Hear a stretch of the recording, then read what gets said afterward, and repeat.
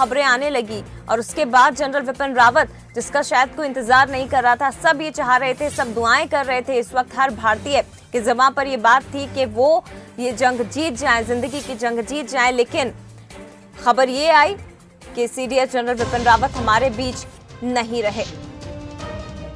ये बेहद दुखद खबर, और प्रधानमंत्री नरेंद्र मोदी ने भी उन्हें अपने शब्दों में श्रद्धांजलि अर्पित की है। आपको बता दें कि इस दुखद हादसे में उनकी पत्नी मधुलिका रावत का भी निधन हो गया। प्रधानमंत्री मोदी ने ट्वीट कर दुख जताया है। पहले ही खबर आ रही थी कि गंभीर हालत में वेलिंगटन के मिलिट्री अस्पताल उन्हें ले जाया गया है। सभी जो घायल थे गंभीर रूप से, साथ ही उसमें सीडीएस जनरल विपिन रावत का नाम भी शामिल था, उनका भी नाम बताया जा रहा था। लेकिन लगातार तकरीबन 5.5 घंटे ये खबर आई कि जनरल विपिन रावत, उनकी पत्नी बुरी तरह से घायल है। लेकिन ये वो समय है जब दुखद खबर मिली कि वो हमारे बीच नहीं रहे, उनका दुखद निधन हो गया। और हर कोई आज उन्हें अपने शब्दों में श्रद्धांजलि अर्पित कर रहा है, उन्हें याद कर रहा है। मुख्यमंत्री योगी आदित्यनाथ ने भी ट्वीट किया है।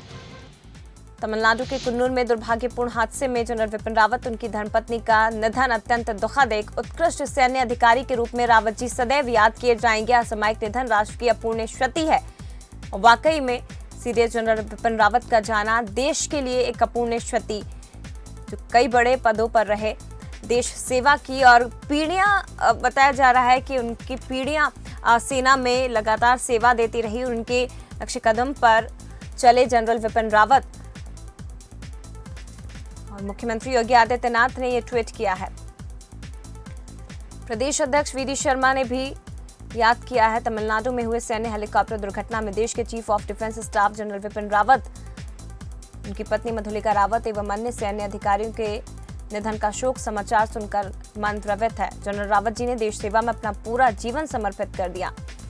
न केवल जनरल विपिन रावत बल्कि वो तमाम 11 जवान, तमाम 12 जवान जो इस हेलीकॉप्टर हादसे का शिकार हुए हैं, आज उन्हें हर शख्स याद कर रहा है। देश का नागरिक उन्हें अपने शब्दों में श्रद्धांजलि अर्पित कर रहा है। और वाकई में एक बड़ी क्षति भारत के लिए, एक बड़ी क्षति देश के लिए।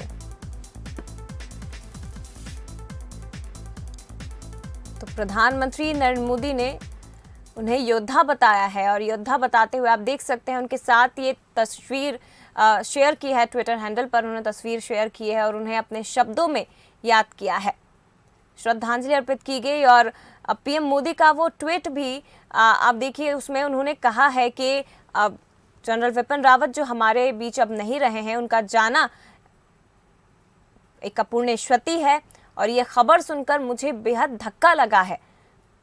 और ये ना केवल पीएम मोदी, ना केवल तमाम जो राजनीतिक पार्टी हैं, बल्कि हर एक भारतीय के लिए एक बेहद दुखद खबर है कि जनरल विपिन रावत अब हमारे बीच में नहीं रहे हैं। देश के पहले चीफ ऑफ डिफेंस स्टाफ अब हमारे बीच नहीं रहे। तो देखिए, पीएम मोदी ने ये तस्वीर उनके साथ ट्विटर पर शेयर की है और अपने शब्दों में उन्हें याद किया है। तो सीडीएस विपिन रावत पिता सेना में लेफ्टिनेंट जनरल रहे, और विपिन रावत की कई पीढ़ी सेना में रही हैं। देश सेवा का जज्बा उनमें था। भारतीय सैन्य अकेडमी से स्नातक की डिग्री उन्होंने हासिल की। आईएमए देहरादून में सॉर्ड ऑफ ऑनर से वो सम्मानित किए गए। साथ ही देवी अहिल्या विश्वविद्यालय से रक्षा एवं प्रबंध अध्ययन में एमफिल किया। मद्रास विश्वविद्यालय से स्ट्रेटेजिक और डिफेंस स्टडीज में एमफिल किया। चौधरी चरण सिंह विश्वविद्यालय से सैन्य मीडिया अध्ययन में उन्होंने पीएचडी की। जनवरी 1979 में सेना में मिजोरम में पहली नियुक्ति हुई उनकी, और नेफा इलाके में तैनाती के दौरान बटालियन की अगुवाई भी की। तो कांगो में संयुक्त राष्ट्र की पीस कीपिंग फोर्स की भी अगुवाई कर चुके हैं वो। 1 सितंबर 2016 को सेना के उप प्रमुख का पद जनरल विपिन रावत ने संभाला। देश के पहले रक्षा प्रमुख थे जनरल विपिन रावत।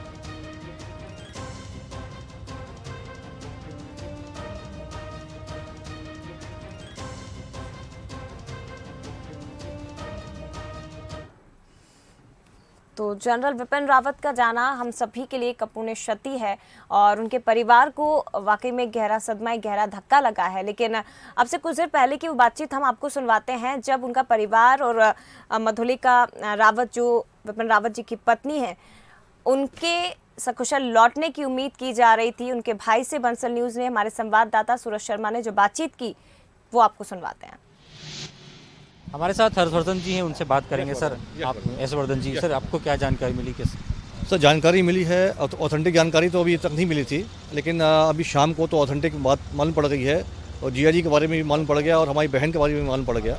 दोनों का जानकारी हमको काफ़ी लेट मालूम पड़ी। तो यह है कि अब तो जाना ही पड़ेगा और जा ही रहे हैं हम लोग। सेना ने काफ़ी हमको मदद किया है, सेना अपना भेज रहा है, हमको अपना साथ हमको भेज रहा है, तो हम उन्हीं के साथ जा रहे हैं। सेना के साथ में दिल्ली पहुंच जाएंगे। कितने बजे अब यहाँ से दिल्ली रवाना? हम लोग, हम और हमारी वाइफ आई थिंक 8 साढ़े 8 बजे निकल जाएंगे यहाँ से। वैसे तो भाई दुखद है, सवाल नहीं करना चाहिए, लेकिन आखिरी बार आपकी बात या मुलाकात कब हुई थी दोनों? मुलाकात हमारी हुई थी, अभी हमारी बेटी लौटी हैं साउथ अमेरिका से, वर्ल्ड चैम्पियनशिप से शूटिंग करती हैं वो, तो उनको हम लेने गए थे। तो वहीं मुलाकात हुई थी दशहरे के 2 दिन पहले। बल्कि हमारी बेटी ने दशहरे की जो भी पूजा पाठ है वो अपने फूफा साहब के साथ में साथी करी इस बार। तो 12:40 पर एक हादसा हुआ जिसमें सीडीएस जनरल विपिन रावत इस हेलीकॉप्टर में सवार थे। उनके साथ उनकी पत्नी मधुलिका रावत और 14 अन्य लोग जो सवार थे इस हादसे का शिकार हुए। लेकिन लगातार प्रार्थनाएं चल रही थी, दुआओं का दौर चल रहा था।